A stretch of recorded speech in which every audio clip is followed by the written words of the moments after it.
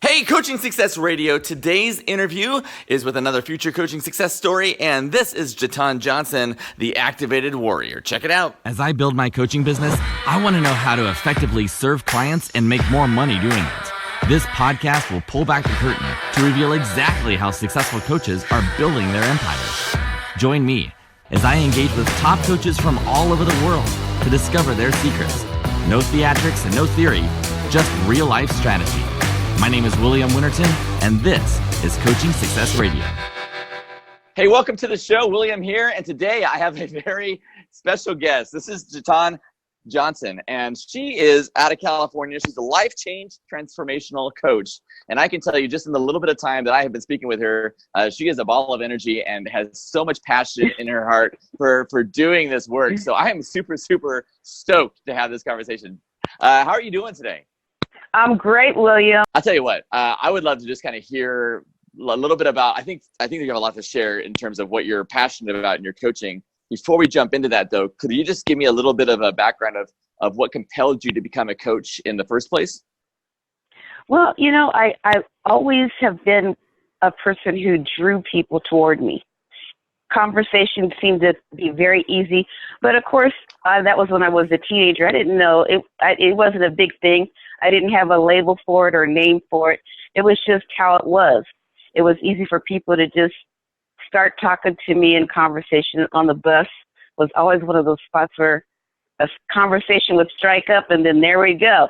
But I didn't didn't give it much attention. Fast forward to my adulthood, I had a lot of struggles, and I was married, divorced with 3 young kids, and my primary goal at that time was I was living in the mode of survival.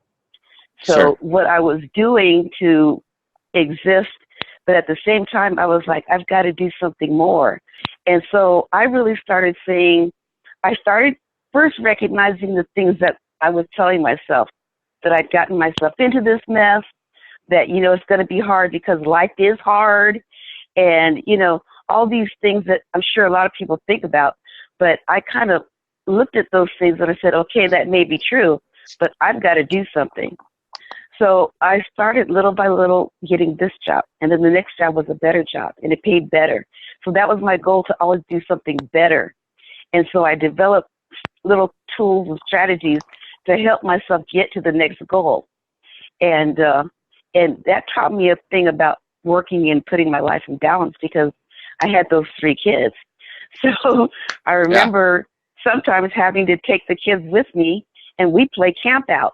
And we'd be camping out. They'd be in the car in the back seat with a little TV and snacks and popcorn. And on my breaks, I'd come back to the car. I mean, back in those days, you know, this was the, you know, early 80s. You could get away Sure. with doing that. And it was the evening time, and it was a different small city, you know. Yeah. It wasn't child neglect. Let me put it like that. No, they had popcorn and snacks and a TV. Are you kidding? That was and a little portable TV. They were set. They thought they were camping out. They had none. They had no idea. But those were nights when I had nobody to watch the kids. Sure. And at that time, you know, what else could I do? But I just always had a love of talking to people. I never got tired of listening to them, and I was feeling what they were saying. And I think that's what people could feel. Hey, she's really listening to me. She's not just thinking I'm just flapping my gums. And I think that energy that we all have, I feel like I had an intense energy that let people open up and speak to me. And so I just embraced that energy. And as time went on and years went on, I grew in that. So that I had many a jobs. I didn't know about coaching. I didn't know about the concept of coaching until I was in my, late 40s. Okay. And then all of a sudden I did some research and I came across this ad. And it said, do you feel the urge to help people, connect to, you know, a lot of different things? And I was like, yeah, you know, it sounded just like me, my cup of tea. And I looked into it, and I did a lot of road work and knowledge gathering. So I knew exactly what I wanted to do and how, and then that's how I found life coaching as my niche. I think life coaching, the concept of it as a niche, and then you narrow it down to your speciality. So when did you, You know what actually I make mean? this? When did you actually make this going from something you were passionate about, and you've always had this knack, you've always had this internal ability to help and to listen to people. When did you turn that into an actual business for yourself? You said, I'm going to be a life coach, and this is what I'm going to be. In 2015, I became a certified life coach. And mainly my coaching was, I did a lot of pro bono work because I still, here we go again, I felt another draw to help people. And in the beginning, a lot of people couldn't afford even a basic amount for coaching. And I went out of close to my community, but a little bit out of it, and went to women's support groups, women's shelters. And I felt such a sense of, it was just confirmation for me that, this is it. Now, as I progressed on in my coaching, I know I was certified. To me, that's just a label, certified. Okay, that may mean a lot to some people. In the professional business, that means something. But so then I kind of opened myself up to doing online coaching. And that's where my coaching business kind of went to another level. So I still did my other work with the community and support. The women's group became somewhat profitable because one group heard about me. They'd refer me to another group, and then members would want to do individual coaching. So it kind of built up slowly. You see what I'm saying? But that was okay with me because, like I said, in the very beginning, I had what I call my mainstay job, which I can't mention right now. No, understood. But it's something that you did this because you're passionate about it. You had what was putting food on the table, but then you were growing your business. You're growing your passion to the coaching. Correct. Right, which is wise, which is very wise. Instead of just dropping everything necessarily and saying, I'm just going to do this full time. You were very aware. You have your family. So now you talked a lot about the women and that sort of thing. Is that mostly your market? Are you working primarily with women, or what is your target right now that you focus on? Initially, I began because of like I said, the women's group and women's shelters in my area. I initially began with women, but then I realized that men and women, they all need to be supported. So is there a certain demographic of men and women, a certain age level, a certain life stage, or who is like your target? Or are you just open to any man or woman who needs help with life and transformational change? No, it's specifically, I would say men and women who are in a transitional stage of trying to find work, make a work and balance connection. Got it. But they are cognizant of the fact, and they understand the fact there's some other things going on that they need to address.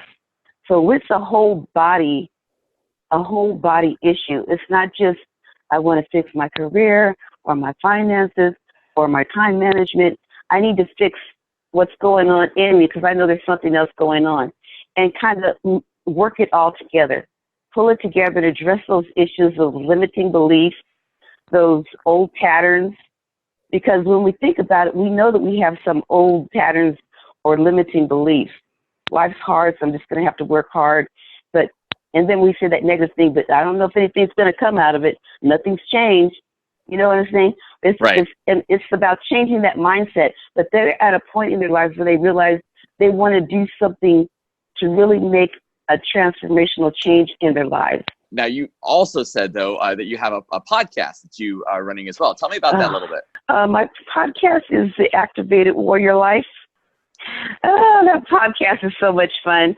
I was telling you earlier that I wasn't sure. I'm a talker, as everybody can tell. We did not notice that. We did not notice that at all. I had no idea.